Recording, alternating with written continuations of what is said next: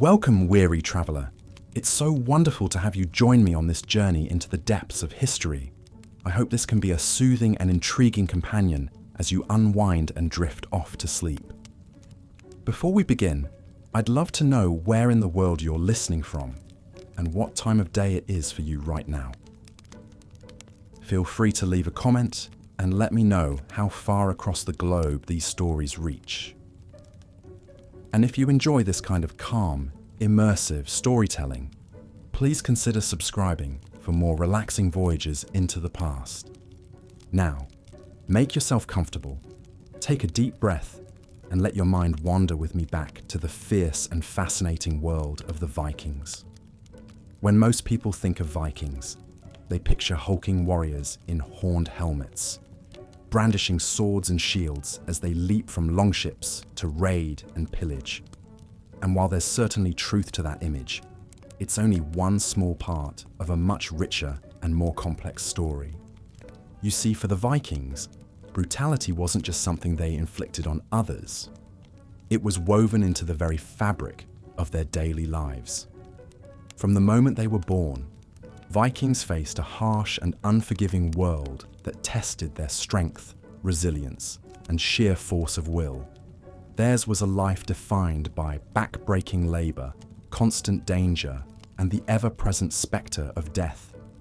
But the Vikings didn't just survive in this brutal environment. In many ways, they thrived. Through ingenuity, grit, and a society that valued courage above all else, the Vikings etched their names into history as some of the most fearsome and formidable people to ever walk the earth. And yet, behind the glorious battles and daring adventures we see on TV, the reality of Viking life was often far more grim. In the coming hours, we'll peel back the layers of myth and legend to uncover the true story of the Vikings. We'll explore the harsh realities of their daily existence, from the back-breaking labor of farming to the constant threat of violence and disease. We'll meet some of the most fascinating figures of the Viking Age. Not just the mighty warriors, but also the wives and mothers who toiled behind the scenes, the thralls who labored in bondage, and the outcasts who lived on the fringes of society. Along the way, we'll grapple with some of the deeper questions about Viking culture and its legacy. What drove the Vikings to such heights of conquest and exploration? How did their pagan beliefs shape their worldview and their way of life? And what can we learn from their triumphs and struggles as we navigate the challenges of our own modern world? But before we dive into all that, let's take a moment to set the stage. Imagine, if you will, a small village nestled on the rugged coast of Norway, some 1,200 years ago. It's a cold and misty morning, and the first pale fingers of dawn are just starting to pierce the gloom. The longhouses are still dark and silent, their occupants huddled beneath woolen blankets and furs. But one by one, they begin to stir. Smoke starts to curl from the holes in the thatched roofs as women kindle the hearth fires. Dogs bark and chickens cluck in the muddy lanes between the houses. And down by the shore, where the longships are pulled up onto the rocky beach, a group of men gather to discuss the day's labours. They are farmers and fishermen, craftsmen and traders. Their faces are weathered, and their hands are rough with calluses. Some bear the scars of battle or the marks of old injuries. They are the men of the village, the backbone of this small but close-knit community. And as the sun rises higher in the steel-grey sky, they shoulder their tools and head out to the fields and forests, the forges and the fishing boats, to begin another long and grueling day. This is the world of the Vikings, a world of unrelenting toil interspersed with bursts of wild adventure. And as we'll see, it was a world that demanded everything of those who inhabited it, from the highest lord to the lowliest thrall. So as you burrow deeper under the covers and feel your eyelids beginning to grow heavy, let your mind drift back to that distant time and place, and prepare to experience the Viking Age as you've never seen it before, through the eyes of those who lived it, in all its danger and drudgery, its squalor and its splendor. Our journey begins with a peek inside the fabric of Viking society itself, the complex web of clans, chieftains, and social hierarchies that ordered their world from birth until death. Olaf Tryggvason was one of the most influential figures in the Christianization of Scandinavia. Born into a powerful Norwegian family around 960 AD, Olaf had an eventful life that encapsulates the tensions and transformations of the Viking Age. As a young man, Olaf spent years raiding in the Baltic region and as far as England, amassing wealth, fame, and power. Contemporary sources describe him as a formidable warrior, tall, strong, and skilled in arms. But they also noted his keen mind and force of personality. Even as a youth, Olaf was a natural leader of men. Everything changed for Olaf in 988 AD, when he found himself in England at a critical juncture. Viking attacks had devastated England for centuries, but now the Anglo-Saxon king Ethelred was rallying his forces for a counterattack. Sensing an opportunity, Olaf met with Ethelred and made a fateful deal. In exchange for a vast payment of silver, he would accept baptism into the Christian faith and return home to Norway to claim the throne as a Christian king. It was a stunning reversal. Olaf had made his name and fortune as a pagan Viking raider. Now, he was aligning with the English, abandoning the old gods, and setting out to transform his homeland. The agreement speaks volumes about Olaf's pragmatism and political savvy. He could read the changing tides of history. Christianity was on the rise, and Scandinavia's pagan traditions were waning. If he wanted to seize and hold power in Norway, Olaf knew he would need the support of the Christian rulers of Europe. But Olaf was no passive convert. He approached his new faith with the same zeal and determination that he brought to raiding and war. When he returned to Norway in 995 to claim the throne, Olaf did so as a militant Christian king on a mission to convert his people by force if necessary. He began by targeting pagan places of worship, desecrating sacred groves and tearing down temples. He demanded that his subjects be baptized on pain of torture or execution. According to one grisly account, Olaf had a pagan priest tied to a pole in the midst of his temple, which was then set ablaze. As the flames engulfed the wooden structure, Olaf called out and asked the priest where his gods were now. Not surprisingly, Olaf faced significant resistance from pagan chieftains and commoners alike. He spent years crisscrossing Norway, stamping out pagan rites and crushing any opposition to his rule. In a typical show of force, Olaf summoned a gathering of powerful chieftains to his longhouse. Once they were gathered inside, Olaf's men barred the doors, and the king offered his guests a stark choice: be baptized then and there, or be put to the sword. The chieftains submitted and were marched to a nearby river for a mass baptism. But for all his religious fervor, there was a strong, pragmatic streak in Olaf's kingship. He knew that converting Norway was not just a spiritual task, but a political one. Christianity offered a unifying ideology that could help bind the factious Viking chiefdoms under his rule. The Christian God demanded obedience to authority and to Olaf as his earthly representative. Olaf also used his ties to the church to build alliances abroad. He forged close links with the English king Ethelred and other Christian rulers on the continent. He sponsored missionaries and bishops from abroad, using their expertise to help spread the new faith. In doing so, Olaf was effectively bringing Norway into the orbit of Christian Europe. In the end, Olaf's mission met with mixed success. At the time of his death in battle, in the year 1000, much of Norway had converted to Christianity, at least nominally. But the old pagan ways died hard, especially in remote corners of the land. It would take a few more generations for Christianity to become fully rooted in Scandinavian soil. Olaf himself passed into legend as the great warrior king who had brought the White Christ to Norway. The church even canonized him as a saint and martyr of the faith. In this sense, Olaf had achieved a kind of double immortality, as a Christian saint and as an embodiment of Viking glory and daring. His life is a testament to the complexities of the Viking Age. Olaf was a raider and a missionary, a pillager and a state builder. He straddled the pagan and Christian worlds, drawing power from both. In the end, he helped guide Scandinavia through a time of wrenching change, setting it on a course to join the broader currents of medieval Christendom. As the 11th century dawned, the Viking Age was coming to a close. The old ways were giving way to the new. The pagan gods were ceding ground to the Christian god, and the fierce independence of the Viking chiefdoms was bending to the authority of kingship and the church. It had been a brutal, tumultuous era in the history of Scandinavia and Europe. For centuries, the Vikings had burst forth from their northern homeland to explore, trade, and plunder. Their dragon-proud ships had spread terror from the British Isles to the Caspian Sea. Their restless energy had driven them across the Atlantic to the shores of Newfoundland, centuries before Columbus. But that energy was finding new outlets.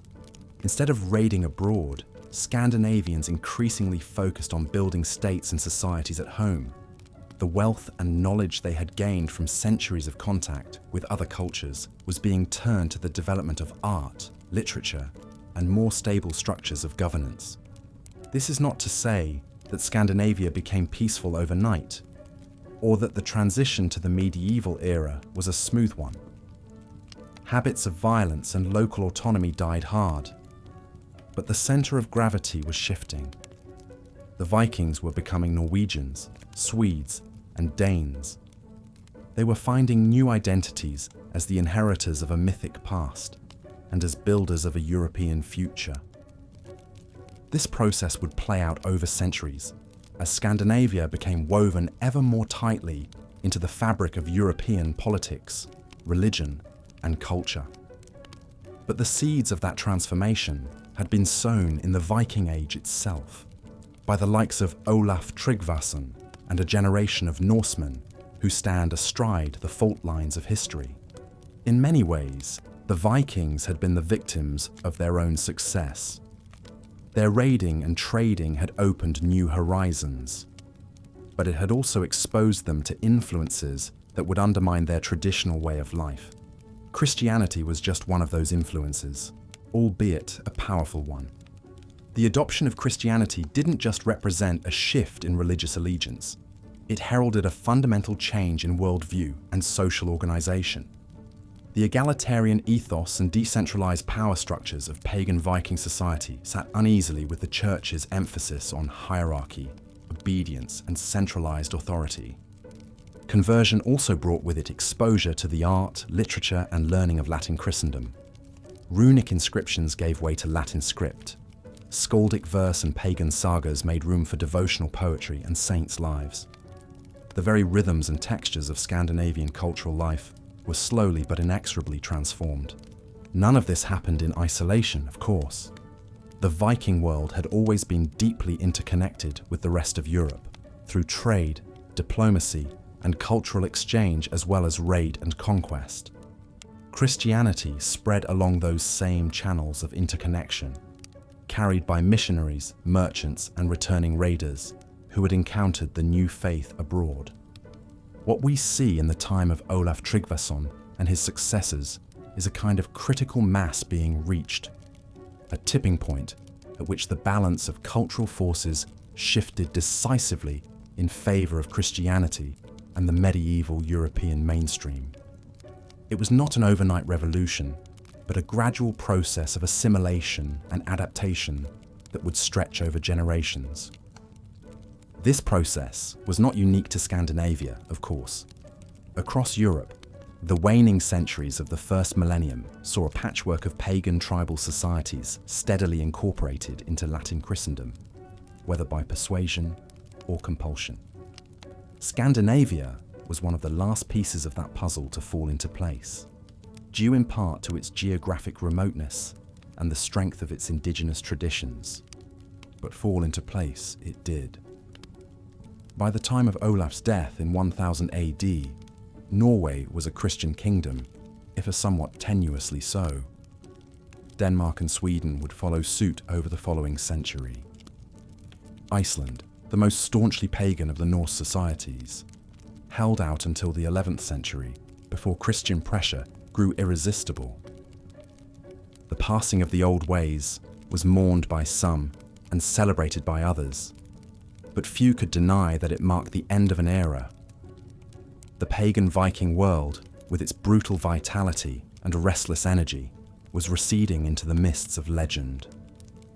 In its place was emerging a new Scandinavia, one that would take its place in the mainstream of medieval Christian Europe. It was a transition marked by contradiction and ambiguity. Christianity did not erase the Viking heritage overnight, any more than the Vikings had erased the pre-existing cultures of Scandinavia. The old myths and customs lingered, often in uneasy coexistence with the new faith.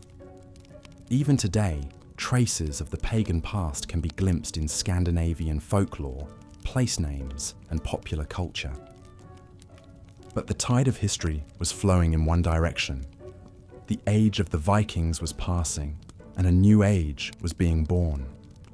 It was an age in which Scandinavians would continue to make their mark on the world, but they would do so as Norwegians, Swedes, and Danes, as Christian Europeans rather than pagan raiders.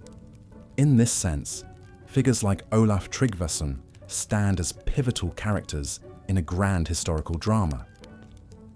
They embody the tensions and transformations of a society in flux, caught between the pull of the past and the call of the future. They remind us that even the most iconic cultures are not static or monolithic, but are constantly evolving in response to internal and external pressures. The Vikings had burst onto the stage of European history with a bang, shaking the foundations of the old order with their daring and audacity. But in the end, they too were absorbed into that order, their distinct identity gradually subsumed into the broader currents of medieval Christendom.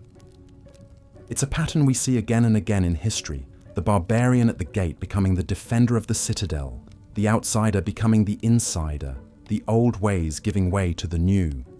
The Viking Age, in all its brutal splendor, was no exception to this rule. As we've seen, daily life for most Vikings was a far cry from the romantic image of the noble savage or the swashbuckling adventurer. It was a life of grinding labor and constant struggle, lived at the mercy of a harsh climate and an unforgiving social order.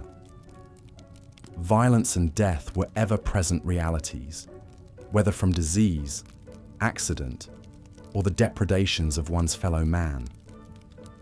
But out of that crucible of hardship and adversity emerged a culture of remarkable resilience and vitality. The Vikings were a people who laughed in the face of death, who met the challenges of their world with courage, resourcefulness, and an indomitable spirit. They were farmers and fishermen, craftsmen and traders, warriors and explorers. They were, in short, a microcosm of the human experience, in all its squalor and glory. In the end, perhaps that is the real significance of the Vikings, not as paragons of nobility or depravity, but as a reminder of the common humanity that underlies even the most alien and exotic of cultures. Beneath the surface differences of language, religion, and custom, the Vikings were people like us, struggling to make their way in a world that was often brutal and unfair. And as we've seen, that world was changing in ways that even the most far-sighted of Vikings could scarcely have imagined. The old certainties were crumbling, and a new order was taking shape. The pagan gods were yielding to the Christian God, and the fierce independence of the Viking chiefdoms was giving way to the centralizing power of kings and bishops. It was a transformation that would play out over centuries, and its full implications would not be clear for generations. But in the lives of people like Olaf Tryggvason, we catch a glimpse of the forces that were shaping the future of Scandinavia and Europe. Olaf himself embodies the contradictions and complexities of this pivotal era. A pagan warlord who became a Christian king, a Viking raider who became a missionary of the new faith. Olaf stood astride the fault lines of history, one foot planted firmly in the world of the sagas, the other stepping into the realm of the saints. His story is a reminder that history is not a simple tale of progress or decline, but a complex tapestry woven from the choices and actions of countless individuals. Each of those individuals, from the mightiest king to the lowliest thrall, played their part in shaping the course of events, even if they could not always see the larger pattern that was emerging. As we've journeyed through the Viking Age, from the halls of the chieftains to the hovel of the humble farmer, we've encountered that pattern in all its richness and diversity. We've seen how the Vikings lived and died, how they loved and fought, how they grappled with the great questions of life and death that confront us all. And in doing so, perhaps we've gained a little more insight into our own world and our own place in the great saga of human history. For all the differences that separate us from the Vikings, we are bound to them by the common threads of the human experience, the joys and sorrows, the triumphs and tragedies that make up the stuff of life. In the end, that may be the most enduring legacy of the Vikings, not their deeds of daring or their feats of arms, but their reminder of the shared humanity that unites us across the centuries. They were a people who lived life to the fullest, even in the face of the most brutal adversity. And in that, perhaps, they have something to teach us still. As we close the book on this chapter of history, we do so with a renewed appreciation for the complexity and contingency of the human story. The Viking Age was a time of great change and upheaval, a time when the old world was giving way to the new.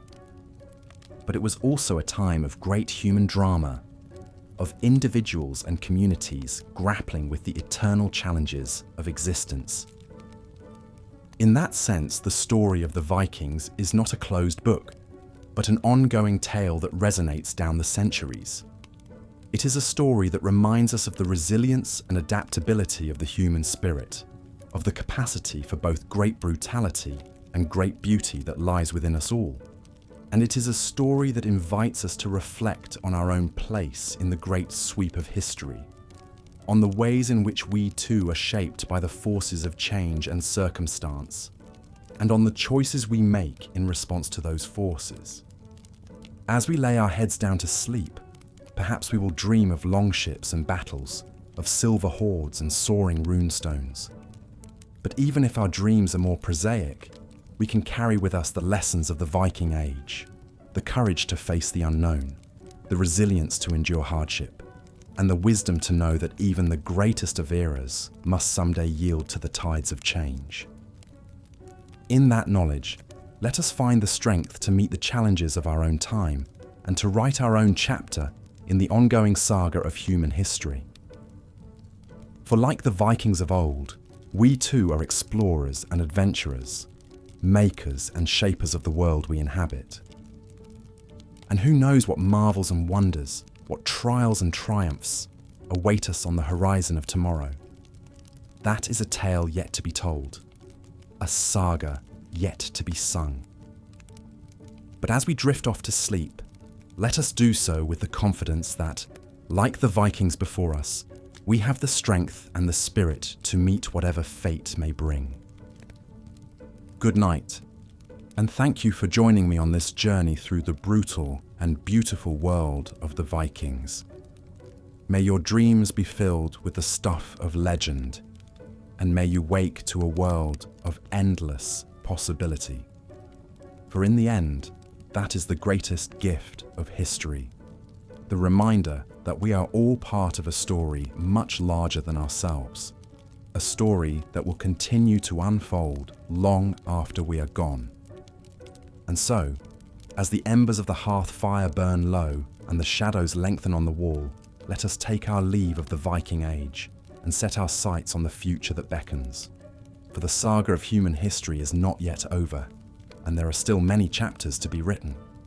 May we write them well, and may they be remembered long after we are gone. Good night, and good luck, my fellow travelers in time.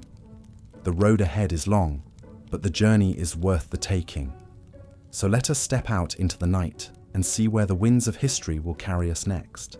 So while popular culture often romanticizes Viking raids and warriors, in truth, this brutal lifestyle of constant conflict took a heavy toll. Not just on their victims across Europe, but on the Vikings themselves. Spending weeks at sea in cramped longships, facing the ever-present threats of storms, disease, hunger and battle injuries far from home, the mental and emotional impact of this existence is hard to fathom from the comfort of the modern world. Even the most famous and feared Vikings were not immune to these hardships, as the story of Bjorn Ironside illustrates. A son of the legendary Ragnar Lothbrok, Bjorn sought to lead his own ambitious raiding voyage from Sweden down to the Mediterranean. A journey far longer and more perilous than the usual Viking raids on the Baltic or British Isles. Bjorn assembled a fleet and set out in the 850s AD, his sights set on the rich cities of southern Europe. But the vast distance soon took its toll. Beset by storms, stranded for weeks without provisions, many of Bjorn's men succumbed to starvation and sickness long before reaching the Mediterranean. Those who survived the voyage were in a weakened state, and Muslim defenders in Spain dealt Bjorn a resounding defeat. With heavy losses and fewer ships remaining, Bjorn limped back to Scandinavia after years away, his grand expedition ending in disaster. His own brother Halfdan perished on the return journey. For Vikings who did make it back alive from far-flung raids or trading voyages, readjusting to everyday life in Scandinavia could be its own challenge. Constantly vigilant for signs of danger or attack, plagued by traumatic memories, separated from the tight-knit crews that formed on long voyages. Returning Vikings often struggled to reintegrate into village life and the domestic sphere. The immense physical and psychological impact of raiding took a heavy toll on the Vikings. Yet in a society where one's honor and reputation depended on displaying bravery and participating in this brutal lifestyle, there was often no choice but to endure this punishing cycle, season after season, in order to advance socially and economically. The costs were immense, the scars lasting, but this was the price Vikings paid to survive and thrive in their harsh northern world. Compounding these external pressures and dangers was the strict and limiting nature of Viking society itself, including in the realm of religion and belief. For the Vikings were devoted followers of the Old Norse gods, like Odin, Thor, and Freya. In this polytheistic system, Vikings believed that one's fate was predetermined, that the gods must be appeased through sacrifice, and that dying bravely in battle was the only way to reach Valhalla, the majestic hall of slain warriors in the afterlife. This warlike mentality, fatalistic outlook, and promise of a glorious death in combat certainly contributed to the Vikings' reputation as fearsome fighters. Yet the Norse belief system was also rigid and uncompromising. In a rapidly changing medieval Europe where Christianity was spreading, Viking leaders faced difficult choices and internal divisions over whether to abandon the old pagan ways.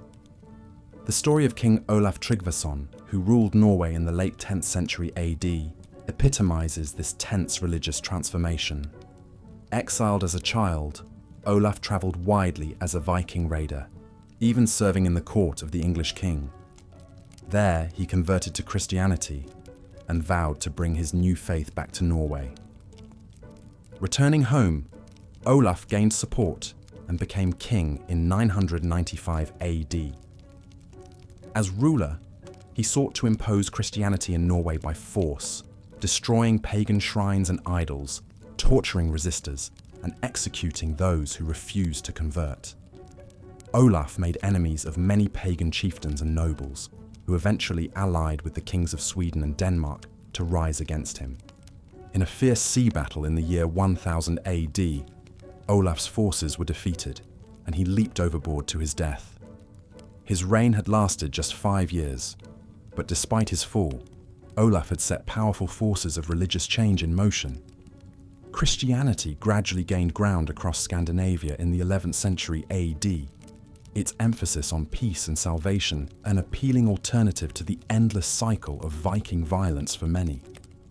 The old Viking ways of raiding, trading, exploration, and conquest would endure for a few generations more. But the world the Vikings had known, a world of close-knit clans, powerful jarls, pioneer settlements, and daring naval exploits, was fading. As Scandinavian kingdoms centralized, as populations boomed, as Europe's great cities swelled in size and power, there was no longer a place for the Viking lifestyle of raiding and roving. The Vikings, in a sense, became victims of their own success. The great wealth they obtained through plunder financed a golden age in Scandinavia of art, architecture, and learning. But that prosperity came with greater connections to the rest of Europe and powerful cultural influences that gradually eroded the Vikings' distinct way of life. By the 12th century, the Viking Age had ended, a new medieval era emerging in its wake. Looking back, it can be tempting to remember the Vikings as they appear in popular culture, as rugged warrior heroes, all action and adventure. And it's true that Vikings were bold explorers and adept fighters, but their daily existence was defined far more by hardship and brutality than we often realize. For your average Viking, life was a constant struggle against the elements, disease, hunger, and violence, both at home and on distant raids.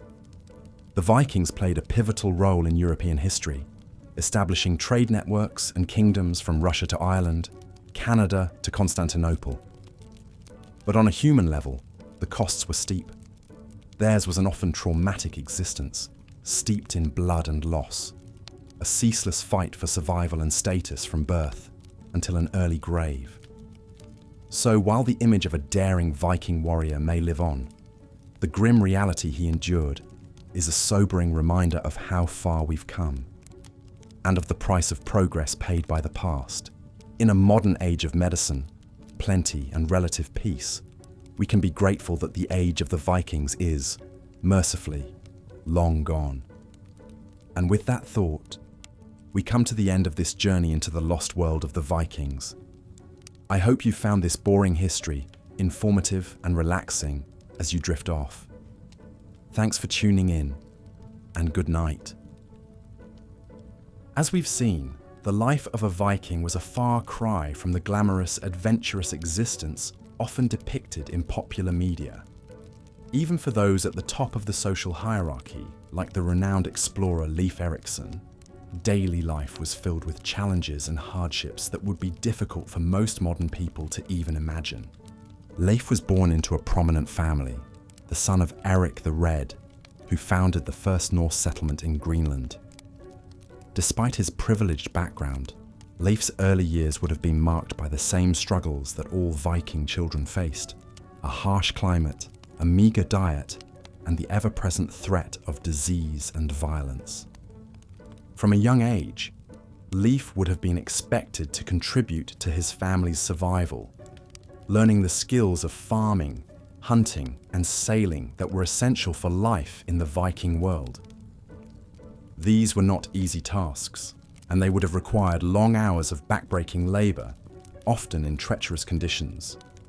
As he grew older, Leif began to accompany his father on expeditions, learning the ways of navigation and exploration that would later make him famous. But these voyages were not the thrilling adventures that we often imagine. They were grueling ordeals, weeks spent at sea in cramped and primitive longships, constantly at the mercy of the elements. Many men who set out on these journeys never returned, victims of storms, shipwrecks, or clashes with hostile peoples in foreign lands. Despite the dangers, exploration was a necessity for the Vikings, a way to find new sources of wealth and resources in a land that often could not sustain them. This was the world that Leif Erikson inhabited, a world where even the most successful and renowned individuals lived lives of constant struggle and hardship. But Leif's story is just one example of the many challenges that Vikings faced in their daily lives. For most people, life was even harder, with little hope of ever rising above their station or achieving the kind of fame and glory that we associate with the Vikings today. The vast majority of Vikings were farmers, eking out a meager existence in a land that was often inhospitable and unforgiving. They lived in small, primitive longhouses, with entire families crowded together in cramped and unsanitary conditions. Privacy was virtually non-existent, and the concept of personal space was an unimaginable luxury. The daily routine of a Viking farmer was a relentless cycle of toil and drudgery, with little time for rest or leisure. From sunrise to sunset, men and women alike worked in the fields, tending to crops and livestock, always at the mercy of the unpredictable Nordic weather. A bad harvest or a harsh winter could mean starvation and death for entire communities. Even for those who managed to eke out a living from the land, life was far from easy. The Viking diet was monotonous and often nutritionally poor, consisting mainly of meat, fish, and coarse grains. Fresh fruits and vegetables were a rarity, and deficiencies in essential vitamins and minerals were common. The lack of proper nutrition, combined with the constant physical toll of hard labor, meant that Vikings often suffered from a host of health problems. Dental issues were rampant, with many people losing most of their teeth by the time they reached adulthood. Arthritis, respiratory diseases, and infections were also common, and the average life expectancy was shockingly low by modern standards. For women, life was especially harsh. While Viking society was not as strictly patriarchal as some other ancient cultures, women still had few rights and little autonomy. They were often seen as little more than property, to be traded and bargained for in marriage alliances between powerful families. The story of Aud the Deep-Minded, a Viking woman who lived in the 9th century, offers a glimpse into the challenges that women faced in this society. Born into a wealthy family in Norway, Aud was married off at a young age to a man she barely knew, as was common practice at the time. Despite her privileged background, Aud's life was one of constant work and hardship. She was responsible for managing her household, which meant long hours spent cooking, cleaning, and tending to the needs of her husband and children. Like most Viking women, she had little say in the major decisions that affected her life, and was expected to bear her hardships stoically and without complaint. But Aud's story also reflects the incredible resilience and strength of Viking women. When her husband died, leaving her a widow with young children to support, Aud took charge of her own destiny. She gathered a group of followers and set sail for Iceland, where she established her own settlement and became a respected leader in her own right. Aud's story is a reminder that even in the harshest of circumstances, Viking women found ways to assert their agency and carve out a place for themselves in a society that often sought to marginalize and oppress them. But her story is also a testament to the incredible challenges that these women faced, and the toll that their difficult lives could take. For most Viking women, life was a constant struggle for survival, with little room for personal fulfillment or happiness. They bore the brunt of the domestic labor, caring for children and managing households in conditions that were often squalid and unsanitary. They faced the ever-present threat of disease, malnutrition, and complications from childbirth, which claimed the lives of many women at shockingly young ages. And yet, despite all of these hardships, Viking women found ways to create meaning and beauty in their lives. They were skilled craftswomen, producing intricate textiles and jewelry that are still admired today. They were healers and midwives, using their knowledge of herbs and natural remedies to care for the sick and injured. And they were storytellers and keepers of lore, passing down the myths and legends of their people from one generation to the next. In many ways, it was the women who held Viking society together, providing the backbone of stability and continuity that allowed their communities to endure in the face of constant upheaval and change. Without their tireless labor and unwavering dedication, the Viking way of life could not have persisted for as long as it did. But even the most resilient of Viking women could not escape the spectre of violence that haunted their society. In a world where clan loyalties and family honor were paramount, disputes between individuals and groups often escalated into bloody feuds that could last for generations. These feuds were governed by a strict code of honor and retribution, with insults and slights against one's family or clan demanding swift and often brutal retaliation. Men were expected to defend their honor at all costs, even if it meant risking their lives in battle or single combat. One of the most famous examples of this code of honor in action is the story of Egil Skallagrimsson, a Viking warrior and poet who lived in the 10th century.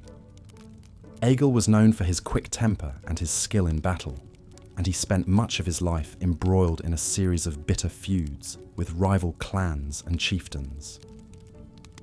One of the most notorious episodes in Egil's life came when he was just a young man, and his father was killed in a dispute with a powerful Norwegian nobleman. Egil took it upon himself to avenge his father's death and set out on a mission of retribution that would consume him for years to come. Over the course of his life, Egil fought in countless battles and duels, always seeking to defend his honor and avenge the wrongs done to his family. He was feared and respected throughout the Viking world for his prowess as a warrior, but his life was also marked by tragedy and loss. In the end, Egil's story is a reminder of the toll that this culture of violence and retribution could take on individuals and families. While the Vikings are often celebrated for their warrior spirit and their courage in battle, the reality is that this lifestyle came at a terrible cost. For every Viking warrior who achieved fame and glory on the battlefield, there were countless others who died young, cut down in the prime of their lives by the swords and axes of their enemies. And for every family that rose to prominence through their skill in combat, there were many more who were torn apart by the endless cycle of violence and revenge. This is the dark underside of the Viking Age, the reality that is often obscured by the romanticized image of the noble warrior that has become so prevalent in popular culture. It is a reminder that for all their achievements and innovations, the Vikings were ultimately a product of their time, shaped by the brutal realities of life in a harsh and unforgiving world. And yet, even in the face of these challenges, the Vikings managed to create a rich and enduring culture that left an indelible mark on the world.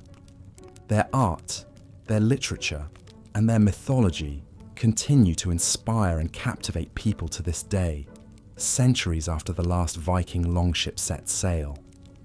Perhaps this is the true legacy of the Vikings, not the violence and the brutality that so often defined their lives, but the incredible resilience and adaptability that allowed them to thrive in the face of unimaginable hardship. It is a legacy that speaks to the enduring power of the human spirit and to the ability of even the most marginalized and oppressed people to create something beautiful and lasting in the face of adversity. As we look back on the history of the Viking Age, it is important to remember this legacy and to honor the men and women who lived and died in this remarkable time.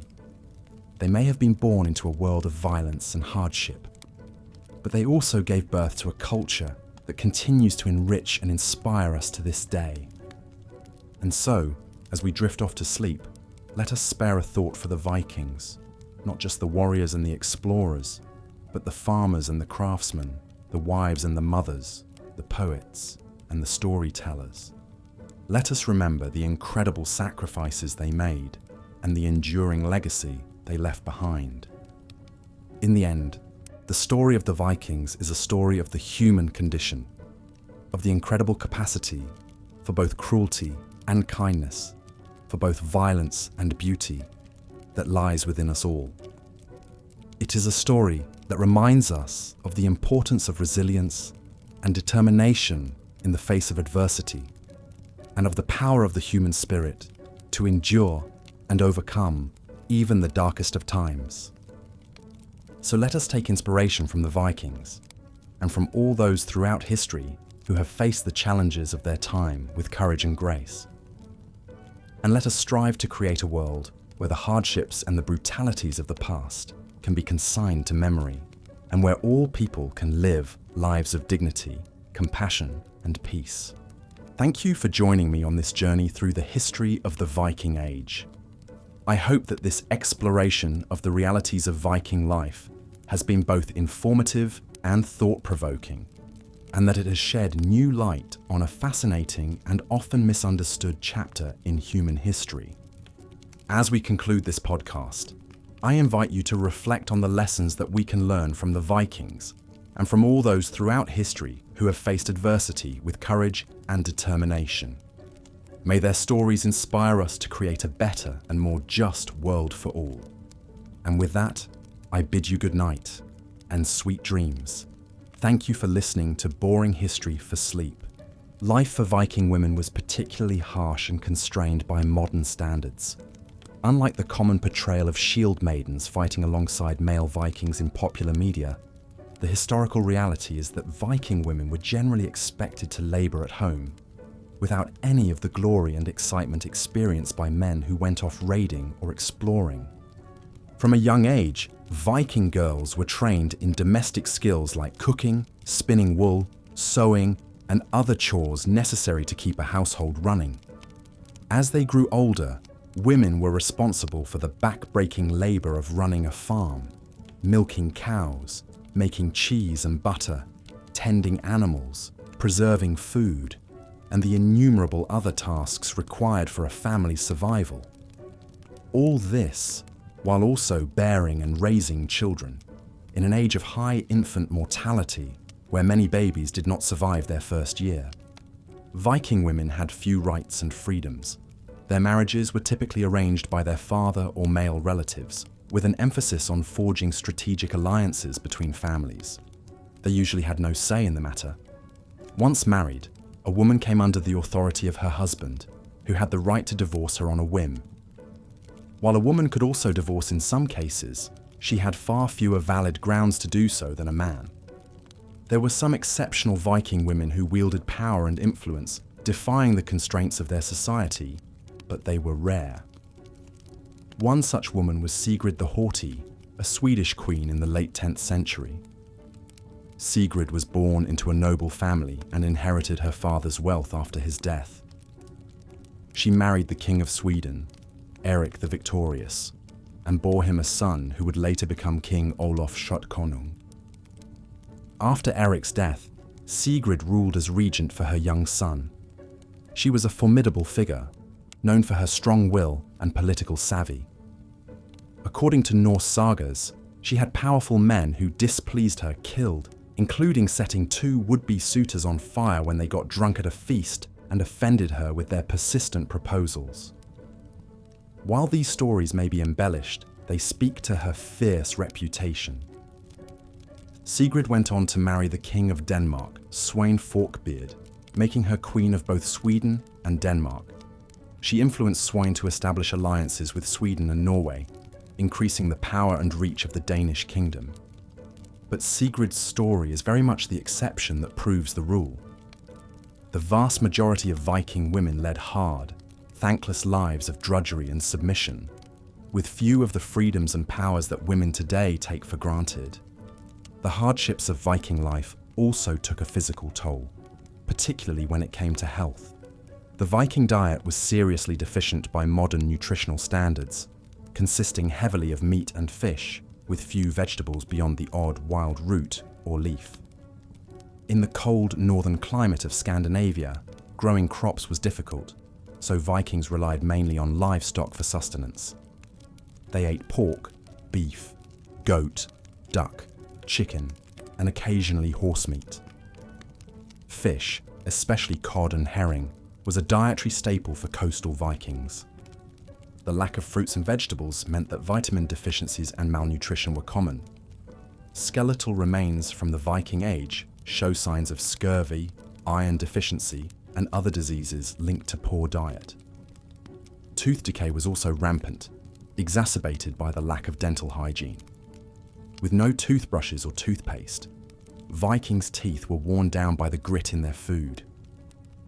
Archaeological evidence shows that tooth loss in adulthood was common.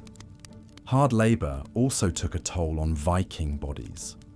Farm work and fishing were physically punishing, as was rowing longships and engaging in combat. Injuries that would be treatable today could lead to disability or death. The sagas tell of a Viking named Gunnar Hermundarson, a powerful warrior and skilled archer. According to legend, Gunnar could jump his own height in full armor and shoot arrows with his toes, pulling a longbow string back to his ear. While clearly exaggerated, these feats speak to the strength and athleticism required of Viking warriors. But no man, no matter how strong, could escape the aches, pains, and lasting wear and tear of the Viking lifestyle. Arthritis and other joint problems were widespread, as shown by the bent and twisted bones found in many Viking graves.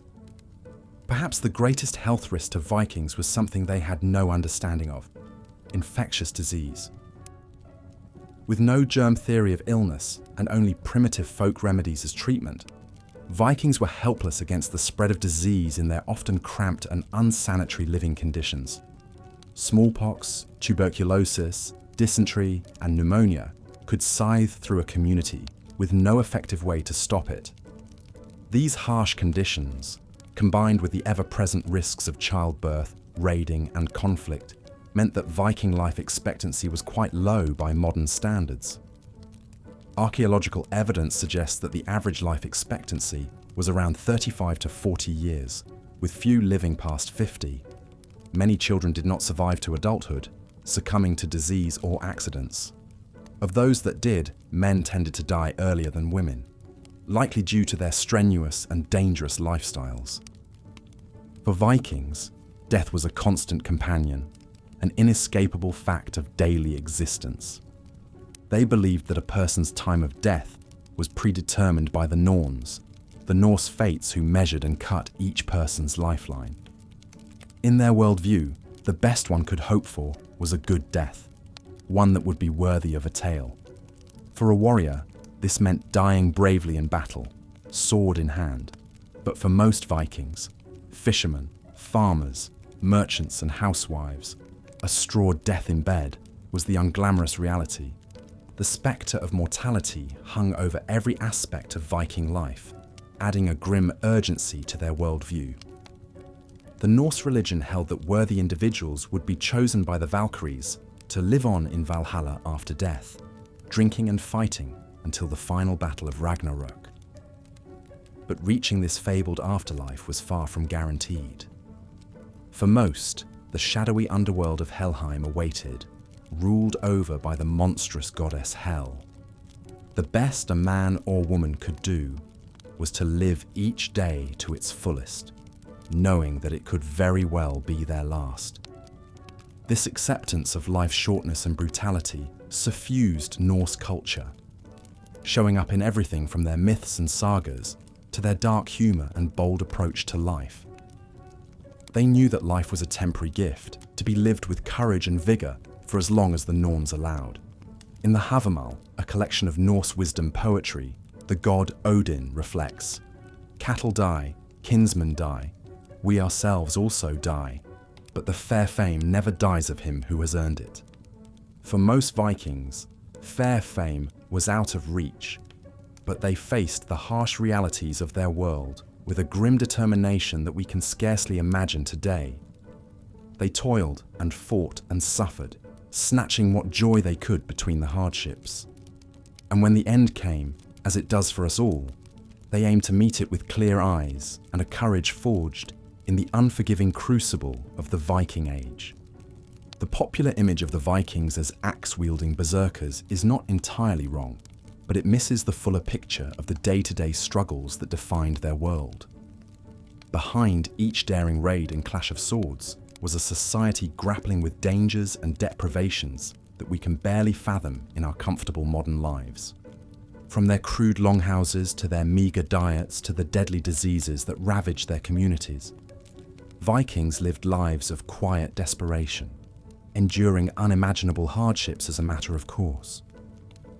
They found pride and meaning where they could, in their accomplishments, their families, their faith. But life was a brutal and often thankless struggle, with little room for rest or contentment. Women were trapped in a rigid patriarchy, spending their days in endless toil for little reward or recognition. Children faced a gauntlet of dangers, with only a lucky few surviving to adulthood. Men were measured by their strength and daring, but even the mightiest warrior could not escape the pains of injury, disease, and old age. The Viking world was a harsh and unforgiving one, with little pity for the weak or unlucky. And yet, in the face of all this adversity, the Vikings persevered and even thrived in their own way. They built a complex culture that achieved remarkable things, from the great trading centre of Hedeby to the far-flung colonies of Iceland and Greenland. They crafted intricate works of art, from delicate jewellery to elaborate runestones. They sailed across open oceans with a skill and boldness that would not be matched for centuries. In their shortness and savagery, their lives burned all the brighter for the darkness that surrounded them. They knew that each day was precious, and they wrung from it what joy and glory they could, before death claimed them for its own. In the words of the Havamal, the unwise man is awake all night, worrying about everything. When morning comes, he is worn out, and his problems remain unsolved. The Vikings lived with their problems unsolved and their fates hanging by a thread, but they did not let that stop them from experiencing life in all its extremes. They raged against the dying of the light, even as it consumed them. And in doing so, they left a legacy that still captures our imaginations today, not just for their brute ferocity, but for their indomitable human spirit in the face of a world that knew little of mercy or kindness. Though their lives were often nasty, brutish, and short by our standards, there is a strange sort of envy that colours our modern fascination with the Vikings. In a world of soft comforts and existential ennui, we can't help but be drawn to those who lived and died by their own strength and wits, leaving their mark on the world through sheer force of will. The Vikings, for all their faults and foibles, possessed a rare sort of vitality that seems to grow rarer by the day. As we close this exploration of the hardships and brutalities of Viking life, perhaps that is their greatest legacy, not their raids or their riches, but their tenacious grip on life in a world that seemed perversely stacked against it. They knew better than most how quickly it could all be snatched away by a vengeful rival, a hidden disease, a stormy sea, or the cruel whims of the Norns. And yet they lived all the same, boldly, unapologetically, squeezing what colour and fire they could from their meagre allotment of days. For those of us who live in a world of undreamt of abundance and ease, it is a bracing reminder that life has rarely been kind or fair for much of human history. The Vikings endured tragedies and hardships, as a matter of course that would shatter most modern psyches. And yet they found the strength to live on, to fight and love and leave their runes upon the world. So when we look back on the Vikings with a romanticised awe, it is perhaps not just their deeds that capture our imagination, but the dauntless spirit that drove them. In a world that had yet to be tamed, they stood tall and unflinching, staring down each day as it came with a fierceness that still echoes through the centuries. Their lives were undoubtedly harsher and more harrowing than we can fully comprehend from our vantage point of comfort and safety. And yet, in their refusal to bend or break before the unforgiving cruelty of their age, the Vikings left us a strangely inspiring testament to the tenacity of the human will. They walked through the world unbowed and unbroken, even as it battered them from every side. And in that, There is a grim sort of glory that still shines through the blood and darkness of their era. As we close the book on this exploration of the hardships of Viking life, let us carry with us a measure of their resilient spirit. Not their violence or their raiding, but their stubborn, unshakable grip on life in a world determined to snatch it away. They lived fiercely and died young, but they did not go gently into that good night. They raged against the dying of the light with every breath, leaving an indelible mark on history in the process. And so, as we drift off into the welcoming arms of sleep, let us spare a thought for those marauders of old, not just for their deeds and their daring, but for the unyielding human spirit that drove them. In a time of plagues and famines, of mud and blood and icy darkness, they found the strength to live on. May we, in our own way, strive to do the same. As we've seen, life for Viking women was filled with endless domestic chores and grueling physical labor, with few outlets or escapes from this taxing daily grind. But some remarkable women managed to break the mold and make names for themselves on their own terms. One such woman was Sigrid the Haughty, a Swedish noblewoman who lived in the late 10th century. Sigrid was beautiful, intelligent, and strong-willed, qualities that soon attracted powerful suitors from across Scandinavia and beyond. But Sigrid was not content to be merely a political pawn or trophy wife. According to the sagas, she set a bride price for herself of nothing less than the entire kingdom of Sweden. The first man bold enough to seek Sigrid's hand was King Harald Hardrada of Vestfold in southern Norway. Harald was handsome and charming, and initially Sigrid seemed to welcome his advances. But when the time came for Harald to pay the bride price and take Sigrid as his wife, she had him and his men burned alive inside a great hall. Sigrid, it seems, was not a woman to be trifled with. Word of this shocking event soon spread across the Norse world, and Sigrid came to be known as Sigrid the Haughty for her uncompromising stance. But rather than deter other suitors, it only seemed to inflame their desire for this beautiful and formidable woman. Next to try his luck was the powerful King Olaf Tryggvason of Norway, a passionate advocate for Christianity in the Norse lands. Olaf was determined to make Sigrid his wife, both as a matter of politics and of faith. As a Christian, he considered it his duty to convert this pagan woman and save her immortal soul. But Sigrid was not about to abandon the old gods simply because some pompous king demanded it. "I shall not part from the faith which my forefathers have kept before me," she declared. Incensed by her refusal, Olaf flew into a rage and struck Sigrid across the face with his glove, bloodying her nose. But if he expected this display of dominance to cow Sigrid into submission, he was sorely mistaken. Eyes flashing with fury, she rose to her feet and delivered a warning Olaf would soon come to regret. "This may someday be thy death," Sigrid declared, before storming out and severing all ties with the brash Norwegian king. Sigrid's prophecy would prove true just a few years later, when Olaf Tryggvason met a watery end at the Battle of Svolder.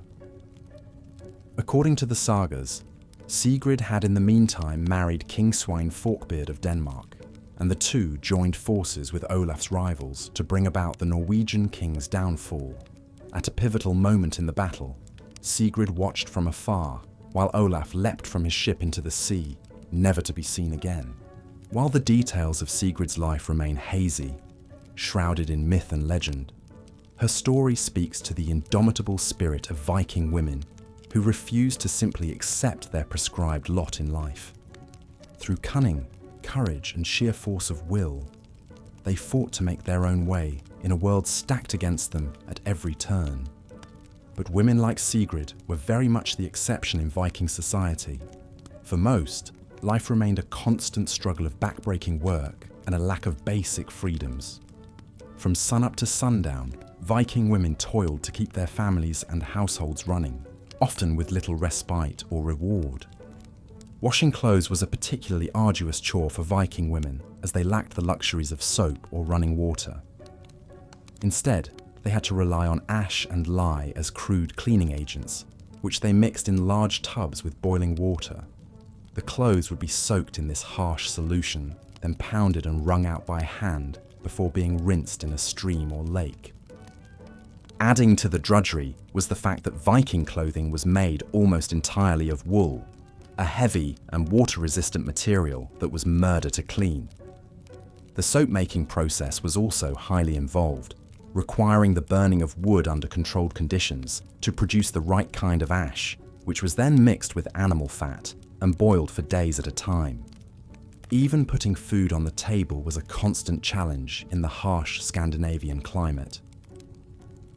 With a growing season of just a few months, Viking women had to work quickly to plant and harvest what crops they could before the first frosts arrived. And with limited food preservation methods available, much of this produce had to be consumed right away, or else be left to spoil. Meat was another cornerstone of the Viking diet, but obtaining it required yet more toil and trouble. Cattle, sheep and pigs all had to be carefully tended throughout the year, a task that largely fell to women and children. And when the time came for slaughter, it was often the women who had to do the dirty work of butchering and processing the carcasses. Hunting and fishing provided some welcome variety to the Viking menu, but these too were risky and labor-intensive undertakings. And while the men were away on these expeditions, or off raiding foreign lands, the women were left to fend for themselves and their families, often for months at a time. As if all this weren't enough, Viking women also had to contend with the constant spectre of childbirth, which remained a leading cause of death for women well into the modern era. Without access to professional medical care or even basic hygiene, many women died in childbirth from infections or complications, leaving their surviving children motherless. Those who did manage to raise their children to adulthood then faced the heartbreak of watching them leave the nest, often never to return. With so many young people lost to accident, disease, or faraway wars, Viking parents learned to harden their hearts and carry on as best they could. Through it all, these women had to maintain a stoic facade, never betraying the depths of their pain or exhaustion. In a society that prized strength and self-reliance above all else, there was little room for weakness or complaint. Viking women were expected to bear their burdens in silence, no matter how heavy they might be. Given all this, it's no wonder that Viking women aged quickly and died young by modern standards. By the time they reached their 30s or 40s, many were already worn down by a lifetime of hardship and struggle, their bodies broken by years of overwork and deprivation. But in the face of such adversity, Viking women also displayed a remarkable resilience and fortitude. They took pride in their hard work and accomplishments and found strength in their bonds with each other. Through songs, stories, and small daily rituals, they created moments of beauty and meaning in lives otherwise given over to drudgery. And while they may not have had the same freedoms as their male counterparts, Viking women nonetheless played an essential role in holding their society together. It was their tireless labor that kept farms and families afloat, their resourcefulness that saw communities through lean times and hard winters. So the next time you see a Viking woman depicted on screen, whether fighting alongside the men or pining away for an absent husband, remember the reality behind the myth. These were not delicate flowers or damsels in distress, but strong, capable women who endured unimaginable hardships with grace and grit. They may not have had swords or shields, but in their own way, the women of the Viking Age were every bit as fierce and formidable as the men. Theirs was a quiet kind of courage, born of necessity and nurtured in the face of adversity. And while their stories may not be as well known as those of their male counterparts, they are no less worthy of our respect and admiration. So let us honor the unsung heroines of the Viking Age, the women who toiled and suffered and endured so that their families and communities might survive. Theirs was a brutal and unforgiving world, but through their strength and sacrifice, they helped to shape the course of history and pave the way for the generations to come. As we've seen, the popular image of the Vikings as a race of fearsome warriors is only part of the story. In truth, the vast majority of Vikings were simple farmers, craftsmen, and traders, living out their lives in small, tight-knit communities scattered across the Scandinavian landscape. For these ordinary men and women, daily life was a constant struggle against the elements, marked by long hours of toil and precious little in the way of comfort or luxury. From sunup to sundown, they worked to wrest a living from the land and the sea, their fates forever at the mercy of the changing seasons and the whims of the gods. At the heart of this struggle was the Viking diet, which was shaped by the harsh realities of the Scandinavian climate. With a growing season of just a few months, Vikings had to make the most of what little they could grow, relying heavily on hardy crops like barley, oats, and rye. These grains formed the backbone of the Viking diet, providing the raw materials for bread, porridge, and ale, the staples that sustained Viking families through the long, dark winters. But while these foods were filling and nutritious, they could also be monotonous and bland, especially when eaten day after day, month after month. To add some variety to their diets, Vikings also relied on a range of other foods, including dairy products, wild berries and nuts, and of course, meat and fish. Cattle, sheep, and pigs were all raised for food, while hunting and fishing provided a welcome source of protein and flavor. But even these foods could be hard to come by, especially in times of scarcity or famine.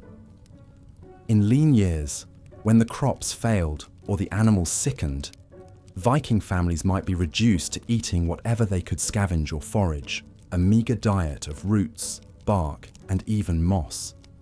And even in the best of times, the work of putting food on the table was never ending. Cattle and sheep had to be tended, pigs had to be fattened, and crops had to be planted, harvested, and stored away for the winter. This was backbreaking labor that required the efforts of the whole family, from the youngest children to the oldest grandparents. But perhaps the greatest challenge of Viking life was not the work itself, but the toll it took on the body and mind. With little in the way of medical knowledge or treatment, Vikings were vulnerable to a host of illnesses and injuries that could strike at any time, leaving them weakened, disabled, or even dead. Infections were a constant threat in a world without antibiotics, while malnutrition and vitamin deficiencies were all too common among the poor and underprivileged. Childbirth, too, remained a risky and often deadly undertaking for Viking women, who had to rely on the skills of midwives and the strength of their own bodies to see them through. Given all this, it's no wonder that life expectancy in the Viking Age was shockingly low by modern standards.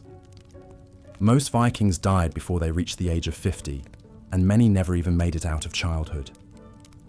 Infant mortality was especially high, with as many as half of all children dying before their 5th birthday. For those who did manage to survive into adulthood, old age brought its own set of challenges and indignities. With no pensions or social safety net to fall back on, elderly Vikings had to rely on their families or communities for support, a burden that not everyone was willing or able to bear. In some cases, aging Vikings might even take matters into their own hands, choosing to end their lives on their own terms, rather than fade away into obscurity and despair. The practice of senilicide, the killing of the elderly or infirm, was not unheard of in Viking society, though it remains a controversial and poorly understood topic. But for all the hardships and suffering they endured, the Vikings were also a resilient and adaptable people, with a deep reservoir of strength and determination. Through their ingenuity and grit, they managed to carve out a life for themselves in one of the harshest and most unforgiving environments on Earth. They built sturdy homes and ships, crafted intricate works of art and jewelry, and explored the far reaches of the known world, leaving an indelible mark on history that endures to this day. And while their lives may have been short and often brutish, they were also marked by moments of great joy, passion, and beauty. So as we reflect on the Viking Age and all its complexities, let us remember the men and women who lived and died during this remarkable time, not as bloodthirsty barbarians or noble savages, but as flawed, fallible human beings, struggling to make their way in a world that was often cruel and unforgiving. Let us honor their sacrifices and celebrate their triumphs, while also acknowledging the darker aspects of their society and culture. And let us strive to learn from their example, to face our own challenges with the same courage and determination that carried the Vikings through their darkest hours. For in the end, the story of the Vikings is not just a story of violence and conquest, but of resilience and survival in the face of impossible odds. It is a reminder that even in the bleakest of circumstances, the human spirit can endure and even thrive through the power of community, family, and sheer force of will. So the next time you find yourself struggling with your own battles, whether large or small, remember the Vikings and their indomitable spirit. Draw strength from their example and know that you too have the power to overcome whatever obstacles life may throw your way. And if you ever find yourself tempted to romanticize the Viking Age as a time of adventure and glory, remember the reality behind the myth, the back-breaking labor, the constant threat of disease and violence, the endless cycle of birth and death that marked the lives of even the mightiest warriors and kings. But remember too, the moments of beauty and grace that shone through the darkness, the love between family members, the bonds of friendship and loyalty, the simple joys of a hearty meal or a well-told tale around the flickering light of a hearth fire. These are the things that make us human, and they are the things that endure long after the battles have been fought and the ships have sailed away into the mists of time. They are the legacy of the Vikings and of all the countless generations who came before and after them. A reminder that even in the face of the greatest adversity, life goes on and hope endures. So let us cherish these moments and hold them close to our hearts as we navigate the ups and downs of our own lives. Let us draw strength from the example of our ancestors and face the future with the same courage and determination that carried them through their darkest hours. And let us never forget the power of the human spirit to overcome even the most daunting of challenges, a power that has sustained us through countless generations and will continue to do so for generations to come. For in the end, that is the true legacy of the Vikings and of all those who have struggled and suffered and endured throughout the long, winding course of human history. The end. Let's turn now to the later life of Harald Hardrada, whose story epitomizes both the opportunities and hardships of the Viking Age. As a young man, Harald fought alongside his half-brother Olaf in the Battle of Stiklestad in 1030. This fateful clash saw King Olaf killed, while Harald narrowly escaped with his life. Wounded and forced into exile, Harald fled eastward to Russia, finding refuge in the court of Grand Prince Yaroslav the Wise in Kiev. Over the next few years, Harald embarked on a series of adventures in the Eastern Roman Empire, amassing wealth, fame, and power as a commander in the Byzantine Varangian Guard. He fought in campaigns from the Middle East to Sicily, demonstrating tactical brilliance and personal valor. Along the way, he earned the nickname Hardrada, meaning hard ruler, for his strict discipline and leadership. But even as Harald thrived in exile, he never forgot his Scandinavian roots or lost sight of his ultimate ambition, to claim the throne of Norway as his own. After a dramatic falling out with the Byzantine Empress in 1042, Harald began the long journey homeward. His path would lead through Russia, where he married the daughter of his old friend Yaroslav, and then to Sweden, where he joined forces with King Svein Estridsson of Denmark, the enemy of Norway's current ruler, Magnus the Good. In 1046, Harald and Svein launched an invasion of Norway. But in a fateful reversal, Harald switched sides and joined Magnus, forcing Svein to withdraw. Harald's timely defection was rewarded with a power-sharing agreement. He and Magnus would rule Norway jointly, but this arrangement was short-lived. Magnus died just a year later in 1047, leaving Harald as the sole ruler of Norway. Harald Hardrada had beaten the odds, rising from a young, exiled prince to become Norway's king. But even now, at the height of his power, Viking life remained fraught with danger and hardship. Although now the ruler of a prosperous kingdom, Harald was unable to rest on his laurels. He faced near-constant threats, from scheming rivals to Danish invasions to challenges from his own family. In Viking society, even kings were not immune to the cycle of violence and vengeance that governed daily life. In 1048, Harald was dealt a bitter blow when his nephew Osolf murdered his eldest son Bjorn, likely in retribution for Bjorn's own slaying of Osolf's cousin. An outraged Harald responded with shocking brutality, tricking Osolf into attending a feast, then having him seized and hung in the king's own hall. But even as Harald put down threats at home, he looked abroad for new conquest and glory. In 1058, he mounted an expedition to claim the Danish crown, sparking a bitter war that would rage for 2 years. Although Harald ravaged Denmark and captured the key trading centre of Hedeby, he was ultimately forced to abandon his bid and make peace with the Danish king. As the years passed, Harald Hardrada grew ever more ambitious and determined to cement his legacy as one of the great kings of the Viking Age.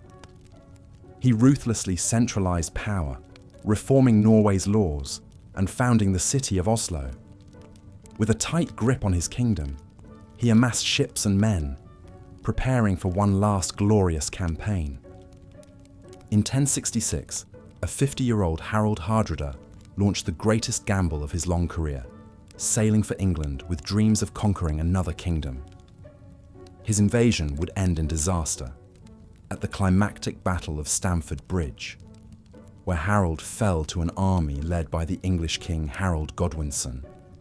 It was a warrior's death, a fitting end for the last of the great Viking kings.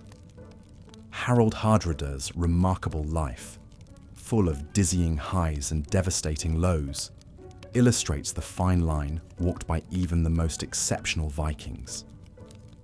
In a society defined by constant struggle and hardship, even great kings were only ever one step ahead of a violent end.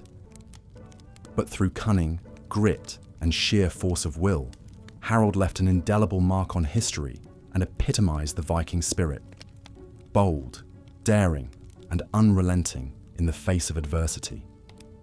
And yet, as remarkable as Harald's story was, it was in many ways an exception to the rule. For the vast majority of Vikings, both men and women, daily life promised no glorious adventures or royal renown, only ceaseless labor and lurking danger. Perhaps no group felt the weight of this harsh reality more heavily than Viking women. While men might dream of far-off lands and battlefield glory, women were tethered to the thankless drudgery of Norse homesteads. Let us imagine a day in the life of one such woman, Aud the Deep-Minded, a wife and mother in 10th century Iceland. Aud awoke before dawn in the close, smoky confines of her family's longhouse.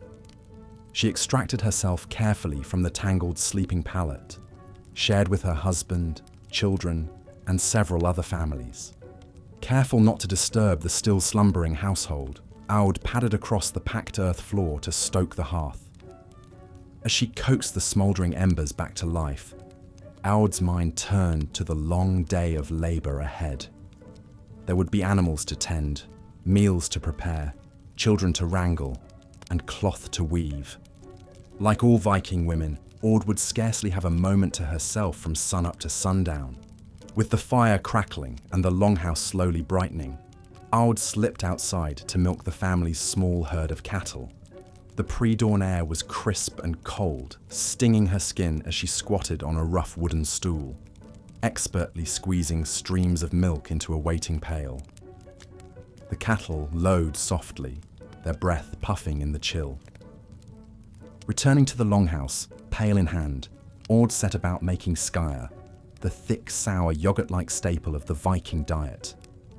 She poured the fresh milk into a large wooden vat, whisking in a small portion of yesterday's skyr to begin the culturing process. Later, she would drain and press the mixture to achieve the proper consistency. As the rest of the household began to stir awake, Aud ladled portions of boiled barley porridge into wooden bowls. Her children, 2 young sons and a daughter, eagerly slurped the hot gruel, while her husband Halfred bolted his share and strode out to survey the family's sheep pasture, with hardly a word of greeting or thanks. With breakfast served and cleared, Aud turned to her next chore, the taxing, time-consuming labour of weaving woolen cloth. All of her family's clothing, blankets and sails depended on her ceaseless toil at the upright loom that dominated one wall of the longhouse. Hour after hour, Aud passed the woolen weft through the warp threads, slowly building up row after row of close-knit fabric. The tedious work left her back and fingers aching, but she had little choice. A Viking wife's worth depended on the quality of her handiwork. A skill honed by a lifetime of practice, Aud could expect to devote up to 35 hours a week to weaving. As the short autumn day began to wane, Aud turned her attention to preparing the evening meal. With her sons out learning to fish and her daughter beside her, grinding grain into coarse flour, Aud set about the familiar routine. Into a large iron pot suspended over the hearth, she tossed handfuls of barley and dried peas, followed by leeks, onions, and the better part of a dried mutton leg. The savoury scent of mutton stew filled the smoky air of the longhouse as Aud's family trickled in from their labours in the field, fjord, and byre. Over the dinner table, Halfred regaled the family with news of a brewing feud with a neighbouring clan whose sheep had crossed a disputed boundary. Aud listened silently, keenly aware that such squabbles all too often erupted into bloodshed. With dinner finished and the children subdued, a weary Aud at last retired to the family's sleeping platform. In the close darkness, surrounded by the breathing and snoring of her loved ones, she reflected on the day that had passed. So much like countless days before. A life of endless work, scarce comfort, and constant uncertainty. This was the stark reality for Viking women like Aud. Not the fantasy of shield maidens and Valkyries, but the grinding labour and dull anxiety of running a household on the harsh edges of the medieval world.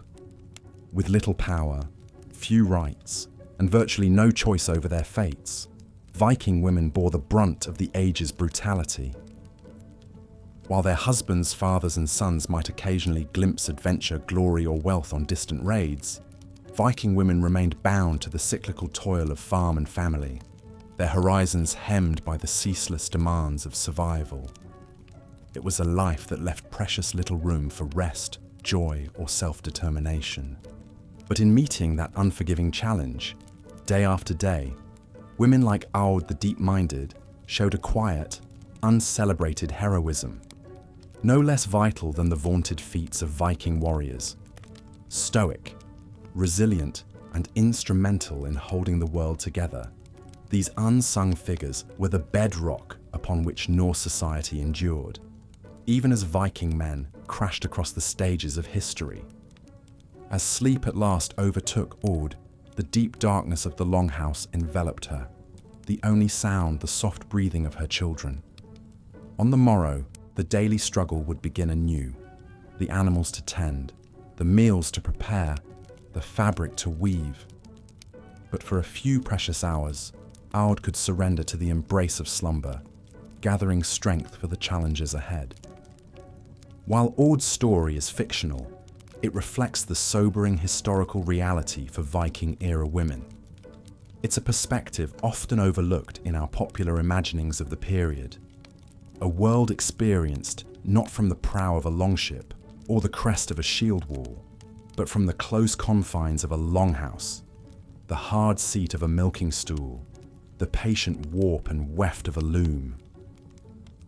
By considering lives like Aud's, we gain a fuller and more nuanced portrait of this much mythologized era. We see the unromantic truths that lay behind the sagas and the skaldic verses, the ceaseless struggle for survival, the hard limits of a stratified society, the quiet fortitude of those history so often relegates to the margins. So when next we imagine the Viking Age, let us spare a thought for figures like Aud the Deep-Minded. Though they won no battles and seized no crowns, they were the unseen pillars of the Norse world. In their unheralded grit and perseverance, we find the deeper story of the Viking Age, a story not just of conquest and exploration, but of the daily battle to endure at the uttermost edges of the known world. Let's rejoin our exploration of Viking family life by turning to one of the most famous Vikings of all, Leif Erikson. Born around 970 AD in Iceland, Leif was the son of the notorious Eric the Red. Eric had been banished from both Norway and Iceland for murder, eventually settling in a new colony he named Greenland. It was into this tumultuous family that Leif was born. From an early age, Leif's life was shaped by the dual realities of his father's fame and infamy. On one hand, Eric the Red was a respected leader who had successfully established a new settlement in a harsh and unforgiving land. Young Leif would have witnessed firsthand his father's strength, determination, and force of personality. But Leif also grew up in the shadow of his father's crimes and the stain they left on the family name.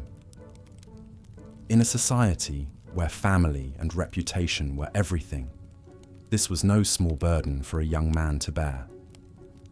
Leif's story exemplifies how even for the sons of powerful men, the Viking path was not an easy one. He would have been raised with the expectation that he would one day take his father's place and become a leader of men. But in Viking society, such status was not simply handed down from father to son. Leif would have to prove himself as a warrior, a sailor, an explorer, and a man of renown in his own right. This was a harsh apprenticeship that began early. From a young age, Leif would have been trained in the arts of combat and seamanship, learning how to wield a sword and shield, how to navigate by the stars, how to read the waves and the weather. He would have accompanied his father and uncles on raids and trading voyages, witnessing the raw realities of the Viking life, the cramped and uncomfortable conditions on board a longship, the ever-present danger of storms and shipwrecks, the brutal violence of a raid, the strange sights and sounds and smells of foreign lands. For a young Viking boy, there was no gentler introduction to adulthood. You learned through living, and sometimes only by nearly dying. As he came of age, Leif stepped out of his father's shadow to make a name for himself. The Icelandic sagas record that around 1000 AD, Leif sailed from Greenland to Norway, where he met and was converted to Christianity by King Olaf Tryggvason. He then set out on the voyage that would make him famous, becoming the first European to set foot on the North American continent, at a place he called Vinland. Leif's storied life and explorations exemplify the opportunities that were open to Viking men of his status, but also the extreme risks and hardships involved. Very few Vikings ever achieved the fame and renown of a Leif Erikson, but his story reflects the aspirations and harsh realities that shape the lives of all Viking sons. But what of Viking daughters? The hard truth is that for women in Viking society, the path was even narrower and more constricted. A woman's worth and role were defined primarily by her relationship to men, as a daughter, a wife, and a mother. While some elite women like Leif's own sister Freydis achieved renown in their own right, for the vast majority of Viking women, life unfolded within the domestic sphere. From a young age, girls were trained in the vital skills of running a household, cooking, weaving, sewing, tending to children and to livestock. Unlike their brothers, they were not sent off to raid or trade, but were prepared for a life close to home. Their education reinforced that a woman's place was in the longhouse, not on the longship or the battlefield. This is not to say that Viking women were passive or powerless. In the absence of their husbands, they managed the farm and family to a high degree. The sagas abound with astute and ambitious women who shaped the course of events through their counsel and machinations. Figures like Bergthora and Hallgerd in Njal's saga, or Gudrun Osvifsdotter in Laxdæla saga. But their sphere of influence, like their sphere of action, was sharply circumscribed compared to that of men. Another inescapable fact of life for Viking women was the constant spectre of male violence. In a society where men were socialized from birth to be aggressive, and where raids and feuds were commonplace, women often found themselves on the receiving end of this aggression, either from enemies or from their own kinsmen. The harsh reality is that the sagas and laws make clear that women, no matter their status, frequently experienced physical and sexual violence at the hands of men. It was not unusual for a woman to be abducted during a raid, to be forced into a marriage against her will, or to suffer beatings or violations from her own husband.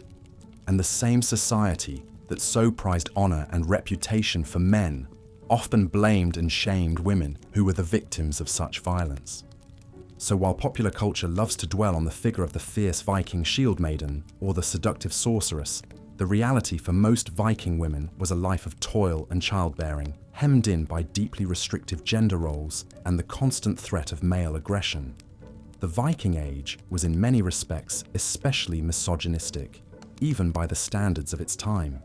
This was not an easy path to walk. But let's return to Leif Erikson's story to illustrate another facet of the hardships of Viking life. In this case, the ever-present spectre of disease and early death. The Saga of the Greenlanders records that after Leif's triumphant return from his Vinland voyage, tragedy befell his family.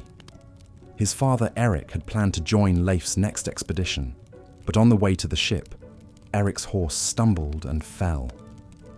Already aged and fragile, Eric suffered injuries in this fall that prevented him from traveling. Disheartened, Eric turned back saying, "It is not my destiny to discover more lands than this that we now inhabit." He returned home, where he fell ill and died shortly thereafter. It was a somber reminder that even for the strongest and most renowned of Vikings, life was incredibly precarious. Injury, disease, infection, any of these could fell even great men like Eric in the prime of their lives, much less so in their vulnerable old age.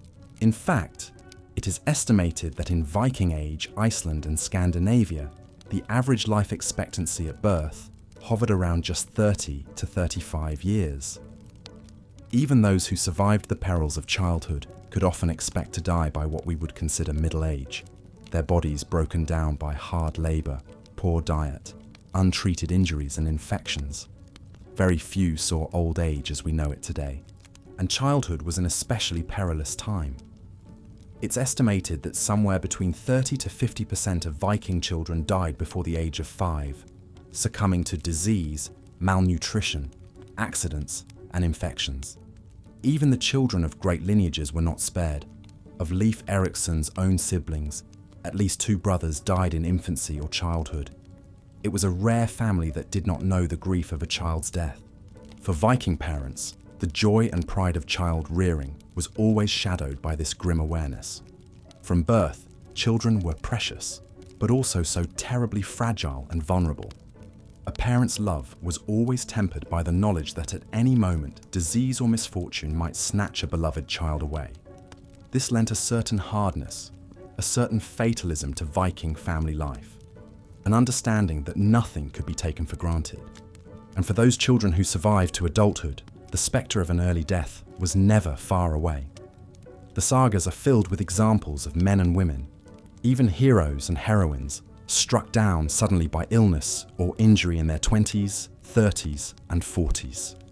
It was a world where people aged hard and died young, a fact of life that coloured every aspect of the Viking experience. And yet, in the face of all this uncertainty and hardship, the Vikings endured and even thrived. They built a complex society and culture. They explored and traded over vast distances. They created art and law and literature that endures to this day. It is, in many ways, astounding, but perhaps it is not so surprising after all. For the Vikings, life was struggle. It was all they knew. And in that constant struggle, they found meaning, purpose, even a sort of harsh joy and beauty. They looked death in the eye every day and refused to blink. They understood in their bones that life is fleeting and precious, and so they seized it with both hands, wringing from it all the glory and honor and passion they could, for as long as the Norns granted them breath. In the Viking worldview, this life, as harsh as it was a sort of crucible, a testing ground for the mettle of one's character and courage. To bear all the hardships the world could throw at you, to fight and strive and endure in the face of them, and still hold oneself to a code of honor. That was the challenge and the calling of the Viking life. And those who met that challenge, who lived and died bravely and memorably, could hope that their names and deeds would live on long after their bones were dust. That, then, may be the true legacy of the Vikings, not the horned helmets and bloodied axes of popular imagination, but something at once simpler and more profound. In the face of a short, hard, and brutal life, they found a sort of grim and grand purpose, to make their struggles matter, to meet hardship with courage, to wrest meaning and even a fierce kind of beauty from a world that granted them precious little softness or ease. They were a people who looked into the abyss and refused to avert their gaze. There is, in the end, a certain awe-inspiring resilience and humanity in that. So as we close our eyes to sleep, let us spare a thought for these long-ago people and the harsh and difficult lives they led. Let their struggles remind us to meet our own with perspective and grace. And let their resilience and tenacity inspire us to find meaning and purpose in even the darkest of times. We may dream of Vikings tonight, not as caricatures or cartoons, but as fellow souls, striving, struggling, living, and loving as best they can in an uncertain world, just as we do today in our own way. There is a thread that connects us through time, hardship, life, death, and story. In remembering them, in some small way, we remember ourselves. Good night. As we've seen, Viking women had limited rights and opportunities compared to men. They were largely confined to the domestic sphere, responsible for managing the household, raising children, preparing food, and making clothing. Though strong-willed women did exist, like Sigrid the Haughty, who famously burned her suitors alive, they were very much the exception. For most Viking women, their path in life was determined from birth.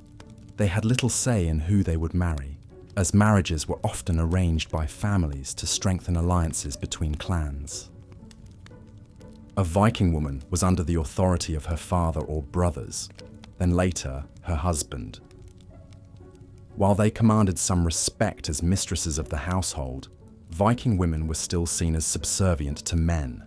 They could not participate in Viking parliaments known as things, could not be chiefs, jarls, or kings, and if widowed, their inheritance was controlled by male relatives. This lack of agency extended even to the afterlife in Norse religion. While male warriors hoped to ascend to Valhalla if they died an honorable death in battle, women had no such pathway to paradise. The expected role for a woman was to be a dutiful wife and mother. Anything outside that was seen as dishonorable and shameful. So while the Viking shield maiden Lagertha from the TV show Vikings offers an exciting portrayal, in reality, a female warrior would have been extremely rare and faced immense stigma. The simple truth is that for Viking women, life was defined by a very limited set of choices. But Viking men didn't have it easy either. Though they enjoyed more freedoms than women, daily life was still a harsh struggle for survival. Let's explore further by taking a look at the typical Viking diet and its impact on health. The Viking diet was a product of the limited options in the Scandinavian landscape. Agriculture was challenging in the cold northern climate, so the Viking diet skewed heavily towards meat, fish, and wild game, with some cereals, fruits, and vegetables mixed in. Protein was abundant, but the diet was noticeably lacking in certain key vitamins and nutrients. Bread was a staple, made from rye and barley flour, but it was typically coarse, dense, and not very nutritious by modern standards. Dairy did feature in the Viking diet, mostly in the form of skyr, a sour milk cheese, but there was little fresh milk consumed since lactose intolerance was common. The Viking diet wasn't doing them many favors in terms of health. The lack of fruits and vegetables meant many Vikings likely suffered from nutritional deficiencies. Scurvy from lack of vitamin C was a constant threat, and diseases like tuberculosis found easy prey in the Viking population. Intestinal parasites like roundworm were also common. What's more, the everyday dangers of Viking life took a heavy toll. Hard labor from farming, fishing, shipbuilding, and household chores was extremely taxing on Viking bodies. Injuries were commonplace, and infection was an ever-present risk in an age without antibiotics. Factor in the constant mental strain of feuds and the threat of violence between clans, and it's no wonder the Vikings had startlingly low life expectancy. The average Viking was lucky to live past 40 years old. Many children didn't survive infancy, and childbirth was perilous for Viking mothers. But those who did survive to adulthood couldn't expect a long or comfortable twilight to their lives. If they were fortunate enough to escape death in battle or a violent end, most Vikings still succumbed to disease, malnutrition, or injury at what we would consider a very young age. But there are always exceptions, and the Vikings did have some remarkable physical specimens among them. One such man was Gunnar Hamundarson, an Icelandic Viking of the 10th century. The Njáls saga describes Gunnar as uniquely tall and strong, with a powerful physique honed by years of hard labor on his farm. According to the saga, Gunnar performed an incredible feat of strength by single-handedly lifting the massive 600-pound mast of a Viking longship and carrying it down to the water's edge. Whether fact or fiction, this tale speaks to the capacity for superhuman endurance that some Vikings displayed. But for every Gunnar, there were hundreds of Vikings whose bodies broke down under the strain of their brutal lifestyle. So, between a nutrient-poor diet, unceasing physical toil, rampant disease and violence, and the harsh extremes of the Scandinavian climate, the average Viking had the deck very much stacked against them in terms of health and longevity. Adding to that hardship were the conditions of the Vikings' domestic life. The typical Viking family lived in a small, primitive longhouse. Let's examine what that daily existence looked like and how it impacted their quality of life. The mental and emotional toll of this violent lifestyle cannot be overstated. Vikings lived in a world where physical might made right, and any perceived slight or insult could quickly escalate into open conflict. Imagine the constant stress of knowing a neighbor or rival could challenge you to a duel at any time. Or the gnawing dread that your father, brother, or son might not return from their latest raid. Or worse, that a rival clan might choose that moment to settle an old score by attacking your home. Even great warriors like Egil Skallagrimsson were not immune to the psychological strain of endless fighting. Egil spent nearly his entire life embroiled in conflict of some sort, much of it fueled by his own hot temper and pride. As a young man, Egil clashed with his father and brother, feeling overshadowed by their accomplishments. He channeled that resentment into violence, lashing out at allies and enemies alike. During a trading expedition to England, Egil killed a man during a game and fled into the wilderness to escape retribution. He survived alone in the forest like an animal, robbing travelers and fighting anyone who crossed his path. This pattern of feuding, killing, and vengeance would continue throughout Egil's long life. In the rare moments of peace between battles, Egil was a farmer, blacksmith, and occasional poet. But even in his old age, safe on his farm in Iceland, Egil reportedly had trouble sleeping due to the memories of all those he had killed. In one famous poem, he laments, "I am an ancient tree, stripped of leaves and branches. My kin are gone, claimed by the greedy earth." For Vikings, it seems there was no escaping the memories and consequences of a violent life, even for the strongest among them. They simply had to endure, toughened by the knowledge that each day could bring a new slight, challenge, raid, or feud. Even in sleep, one suspects these Vikings found little peace, their dreams haunted by the faces of fallen foes and lost loved ones. But the Viking experience was about more than just combat and conflict at home. The Viking Age was also a time of expansion, exploration, and raiding, as Norsemen pushed the boundaries of their known world in their iconic longships. But while these voyages led to glorious discoveries like Iceland, Greenland, and Newfoundland, they were also crucibles of human suffering. Imagine being crammed into a sleek but small open boat with 30 to 50 other people, spending weeks at sea with limited food and fresh water. Each day brought a new trial: biting cold, blistering sun, drenching rain. The salt spray and ocean swells were relentless, as was the back-breaking labour of rowing when the winds died down. Dysentery and disease were constant dangers in these cramped, unsanitary conditions. Even for experienced sailors, the dangers were very real. Jarl Hakon of Norway reportedly drowned with 600 of his men when their ships went down in a sudden squall. Hakon the Great of Denmark also drowned when his royal flagship capsized near the end of his life. For the Vikings, the sea was both their greatest ally and a merciless adversary. Those who survived the voyage then had to summon the energy to fight, often against desperate defenders or even other Viking raiders. They might seize plunder and glory, or suffer inglorious defeat far from home, bleeding out from wounds gone septic. At best, they could hope to limp back to their ships laden with spoils.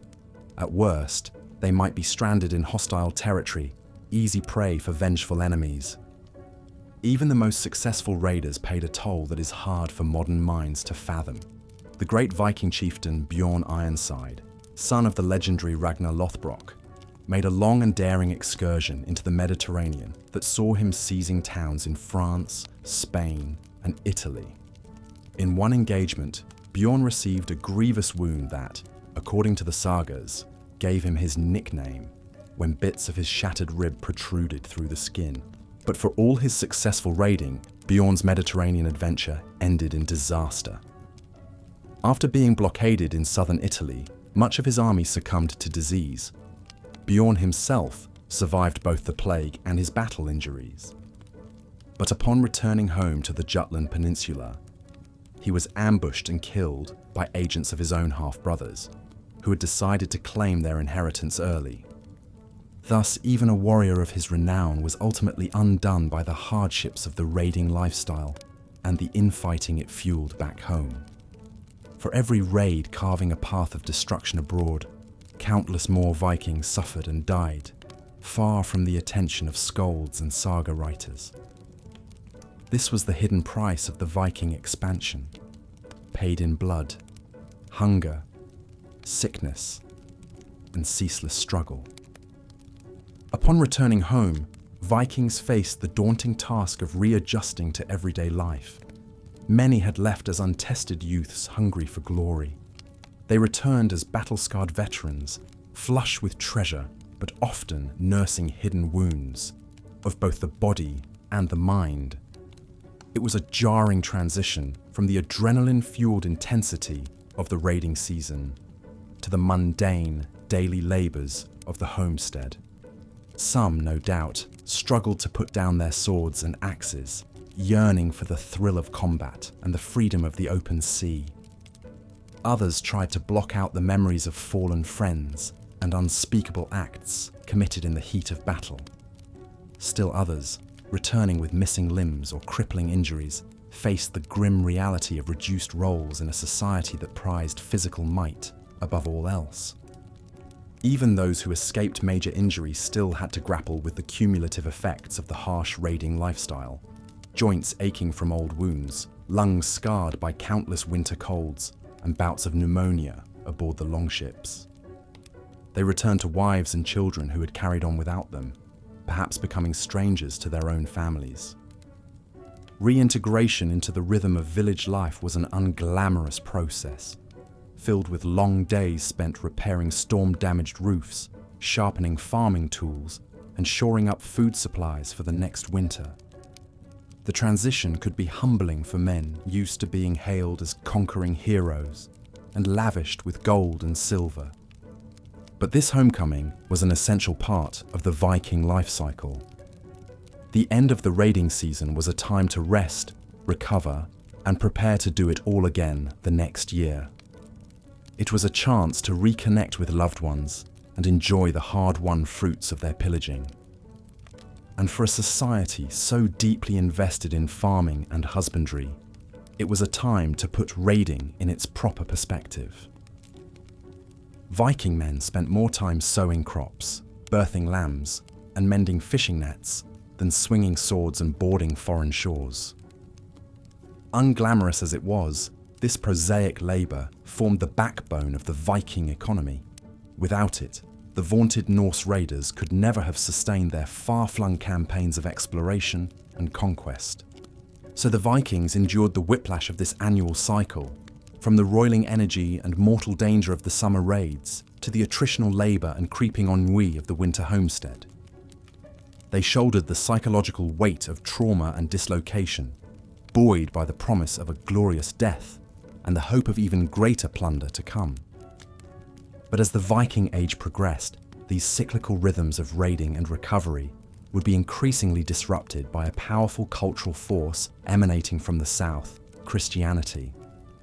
The Old Norse gods who smiled upon pillaging and promised feasts in Valhalla suddenly faced a formidable competitor in the strange new god from the desert lands far to the east. At first, the Christian incursion into the Viking heartlands met with staunch resistance. Norse paganism, with its rich pantheon of gods and promise of eternal battlefield glory, was deeply ingrained in the Viking psyche. Obdurate pagans like Radbod, king of the Frisians, reportedly refused baptism at the last moment upon learning that his Christian heaven would not reunite him with his glorious ancestors. But as Viking raiders returned with captives and tales of powerful Christian kingdoms, the new faith began to gain a foothold. Some Vikings converted out of expediency to smooth trade relations or political alliances with Christian neighbours.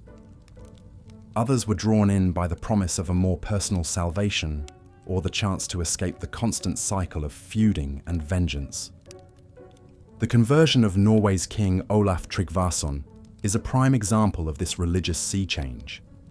Olaf took the throne in 995 after a youth spent raiding in the British Isles as a Viking mercenary.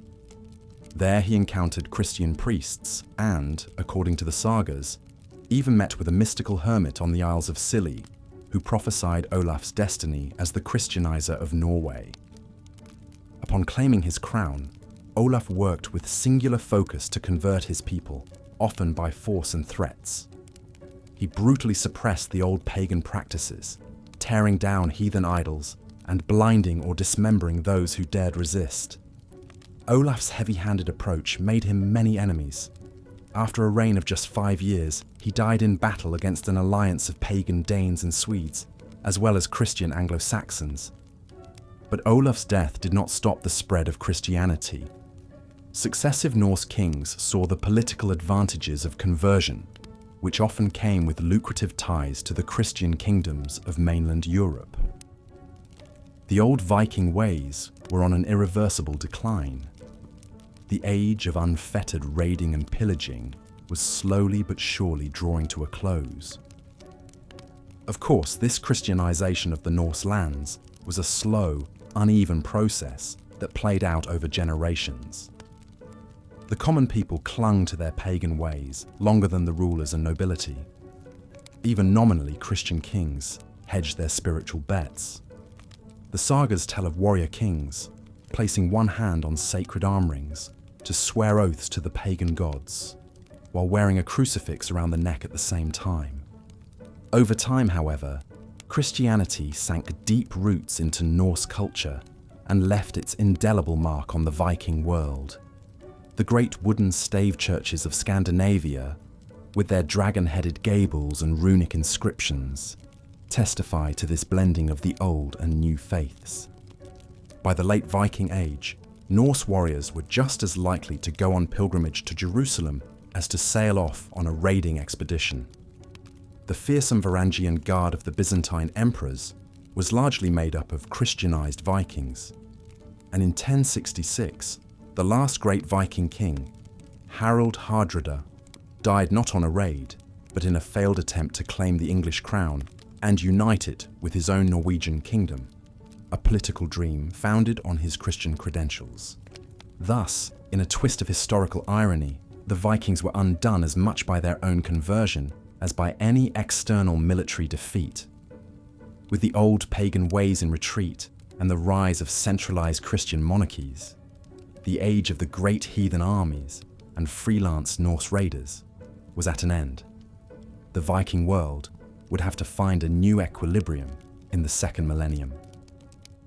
So as we come to the end of our journey through the Viking Age, we are left with a complex and nuanced picture. One that goes far beyond the popular image of axe-wielding brutes in horned helmets. To be a Viking was to live a life of constant struggle and adaptation, both against the harsh forces of nature and the rapidly shifting currents of politics and religion. At their height, the Vikings were the scourge of Europe, striking terror into the hearts of monks and monarchs from the Irish Sea to the Black Sea. Their longships were both feared and admired as the pinnacle of the seafarer's craft, and their pagan gods seemed to revel in the slaughter and destruction left in the Norsemen's wake. But these Vikings were also explorers, traders, farmers and craftsmen, human beings coping with the daily realities of life in a pre-modern world. They suffered from the same aches and illnesses, the same petty slights and family squabbles that have always been the lot of humankind. At sea and on the battlefields of Europe, they paid for their plunder with pain and blood. And in the end, the Vikings could not resist the tides of historical change. Their fierce independence and pagan fatalism yielded to the powerful impersonal forces of Christianization and monarchy. The Viking Age had been a time of astonishing dynamism and growth for the Norse people, but it was ultimately unsustainable in the face of a changing medieval world. Today, we remember the Vikings as much for their rich mythology and material culture as for their martial prowess. Their myths and sagas continue to inspire works of fantasy and historical fiction, and their intricate artistic styles, like the famous gripping beasts motif, still fascinate jewelry and tattoo enthusiasts alike. But perhaps the real legacy of the Vikings is in their very spirit of striving against all odds. Theirs was a world where life was often brutish and short, and yet they achieved remarkable things within the confines of their time and place. From the great ships they built, to the far shores they discovered, and even to the new god they eventually embraced. In that sense, we modern listeners are not so far removed from our Viking forebears. We too must adapt and endure in a world that can often seem harsh and unforgiving. So even as we drift off into the arms of sleep, we might spare a thought for those intrepid men and women of the North and the ceaseless struggle that defined their age. Let's continue our exploration of the harsh realities of Viking life by turning to Viking gender roles. Pop culture depictions of Vikings conjure images of burly, bearded men raiding across the seas. But this ignores half the population: Viking women. While women were essential to Viking society, their lives were often difficult and constrained. In Viking culture, women were primarily responsible for the domestic sphere. When Viking men went off raiding each summer, women were left in charge of farms and families. This meant endless hours of grinding grain, tending animals, preparing food, making clothing, and raising children. With their husbands absent for months at a time, Viking women had to be resilient and resourceful to keep households running smoothly. But this doesn't mean Viking women had much power or autonomy. While they wielded influence within the home, Viking women had very limited rights and freedoms. They rarely had any say in who they married, as marriages were arranged by male relatives for political or economic reasons. Once married, women were essentially the property of their husbands. Viking law did offer women some limited protections, such as the right to divorce in certain circumstances. But in practice, women had few avenues to exercise power or escape unhappy situations. The best most women could hope for was to be widowed, which granted them a degree of independence unheard of for married women. There were occasional exceptions to these bleak gender norms, rare women who managed to defy convention and carve out their own paths. One such woman was Sigrid the Haughty, a Swedish queen who lived in the late 10th century. Sigrid was beautiful, intelligent, and fiercely independent. According to Norse sagas, Sigrid was a wealthy widow before she caught the eye of King Harald Bluetooth of Denmark. Harald proposed to Sigrid, but she refused him, supposedly saying she'd had enough of ruling the little frog pond of Sweden and had no desire to rule the bigger frog pond of Denmark. Enraged at her rejection, Harald threatened to invade Sweden if she didn't accept his proposal. But Sigrid didn't back down. She gathered allies and prepared her defences, forcing Harald to abandon his plans to take her and her lands by force. While the historicity of this dramatic saga is questionable, Sigrid's story took on mythic resonance as an example of a woman who rejected subjugation and forged her own path. But Sigrid's story is the exception that proves the rule. For the vast majority of Viking women, life was full of hard labour and limited choices. Their worth was primarily tied to their role as mothers and homemakers. While undeniably vital to their families and communities, Viking women were afforded little freedom or opportunity to determine their own fates. As we explore the popular image of Vikings as masters of the sea, it's important to remember the other side, the women who kept the home fires burning. Their labour and sacrifices were essential to Viking society, even as they were denied the chance to participate in that society as full equals. The plights and occasional triumphs of Viking women are an important part of this complex historical picture.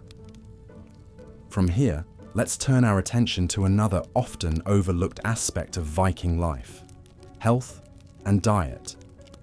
The Viking Age is so associated with warfare and conquest that it's easy to forget these were real people, with all the mundane concerns and maladies that entails. But in a pre-modern world of poor nutrition and non-existent healthcare, staying hale and hearty was no simple feat. The Viking diet was constrained by what was available in their harsh northern climate. Scandinavia's thin soil, short growing seasons, and limited space for grazing animals meant that Vikings subsisted on a rather narrow set of staples. Meat and fish were the mainstays of their diet, usually supplemented with rye, barley, oats, and some hardy vegetables like cabbage and onions. This protein-rich but rather unvaried diet had its advantages and drawbacks. On the one hand, it provided Vikings with the strength and stamina needed for their strenuous lifestyles of farming, sailing, and fighting. The famous Viking berserkers were renowned for working themselves into a battle frenzy, and some historians have speculated their vigour may have been fueled in part by their meat-heavy diets. But this came at a cost. the lack of fruits and vegetables in the typical Viking diet would have led to deficiencies in key nutrients like vitamin C. This, combined with the general lack of hygiene and sanitation in Viking life, contributed to health problems like scurvy, iron deficiency, and parasitic infections. And in the close confines of Viking longhouses, diseases could spread quickly, with devastating effects. Despite their hardships, some Vikings were renowned for their strength and hardiness. One famous example is Gunnar Hamundarson, an Icelandic chieftain from the 10th century. According to the Icelandic sagas, Gunnar once walked for 24 hours straight across the highlands of Iceland on a hunting trip, not stopping to eat or rest. His stamina was so great that his companions struggled to keep up, even as they paused to sleep and recover. When they finally returned home, Gunnar supposedly said, "Good companions you are, but unevenly tough. I have gone better on my feet before, but I have never met any to match you at sitting." For the famously understated Vikings, this dry quip was high praise. Gunnar walked his talk, quite literally, showcasing the rugged vitality required to thrive in the harsh world of the Vikings. But Gunnar and Vikings like him were up against steep odds. Without access to modern medicine, Vikings succumbed to illness and injury at staggering rates. Mortality was especially high for infants and young children, with perhaps a quarter to half of all Viking children dying before age 5. For those who survived to adulthood, life expectancy was still only around 40 to 50 years. In this context, growing old as a Viking was an achievement in itself. Those lucky few who made it to their golden years would have been revered for their hardiness and good fortune. With age came wisdom and authority, and elderly Vikings were looked to as leaders and sources of valuable knowledge and oral history. But there was no peaceful retirement for aging Vikings.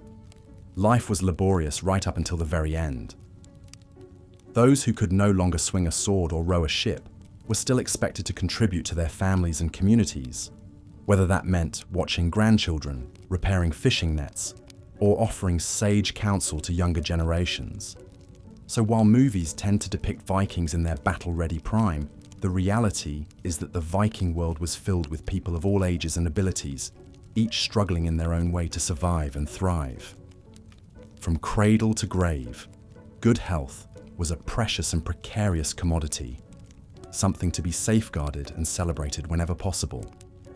As we've seen, even seemingly mundane aspects of Viking life offer surprising windows into the challenges and complexities of this era. Next time, we'll examine how these daily struggles played out in perhaps the most central space in Viking society, the home. Until then, rest well and dream of a time when every day was a hard-won victory against an uncaring world. There is still much to uncover in this boring history of the Vikings. As we've seen, the Viking Age was a time of great change and upheaval in Scandinavia. The old ways were slowly giving way to the new, as Christianity spread throughout the region. This process of Christianization was far from smooth or even, and it played out in different ways for different Vikings. Take the story of Olaf Hardrada, later known as Olaf the Saint. Born into a powerful Norwegian family around 995 AD, Olaf spent his youth as a Viking raider, pillaging and plundering throughout the Baltic and North Seas. But during a raid on Normandy, Olaf reportedly had a spiritual awakening and converted to Christianity. Returning to Norway, Olaf set about forcibly converting his fellow Vikings to the new faith. As king, he destroyed pagan temples, burned Norse idols, and imposed strict Christian laws and practices. While some embraced the change, others resisted fiercely. Olaf made many enemies and was eventually forced into exile. But Olaf's legacy lived on. After his death in battle in 1030, he was declared a martyr and a saint. His shrine in Trondheim became an important pilgrimage site and a symbol of Norway's emerging Christian identity. Olaf came to be seen as Rex Perpetuus Norwegi, the eternal king of Norway. Of course, not all Vikings embraced Christianity so readily. Many clung to their traditional Norse beliefs and practices, even as the world around them changed. The sagas tell of fierce battles between Christian and pagan Vikings, each side convinced of the righteousness of their cause. Gradually, though, Christianity took hold. Pagan traditions were absorbed and adapted, melding with the new faith in unique ways. Norse gods and myths found echoes in Christian saints and stories. The old runestones with their pagan imagery gave way to new ones carved with crosses and Christian inscriptions. By the end of the Viking Age in the 11th century, Scandinavia was a very different place than it had been just a few centuries earlier. The fierce pagan warriors of the sagas had given way to Christian kings and saints. The old Norse gods were fading into myth and legend. It was the end of an era. As we've journeyed through the Viking Age in this series, I hope I've given you a sense of what life was really like for these fascinating people. Though the popular image of Vikings as bloodthirsty barbarians isn't entirely wrong, it fails to capture the full complexity of their society and culture. Yes, Vikings could be violent raiders and ruthless warriors, but they were also farmers and traders, explorers and settlers, poets and lawmakers. They lived in a harsh and unforgiving world, one where life was often brutal and short. But they met those challenges with remarkable resilience, ingenuity, and even humour. So the next time you see Vikings on the big screen, spare a thought for the real history behind the Hollywood image. Remember the hardships and triumphs, the myths and realities that made the Vikings such a truly unique and unforgettable people. Thank you so much for journeying back with me through the Viking Age in this series. I hope you've enjoyed our trip through this fascinating corner of history. If so, please consider leaving a like and subscribing for more adventures through the rich tapestry of our shared past. Until next time, sweet dreams.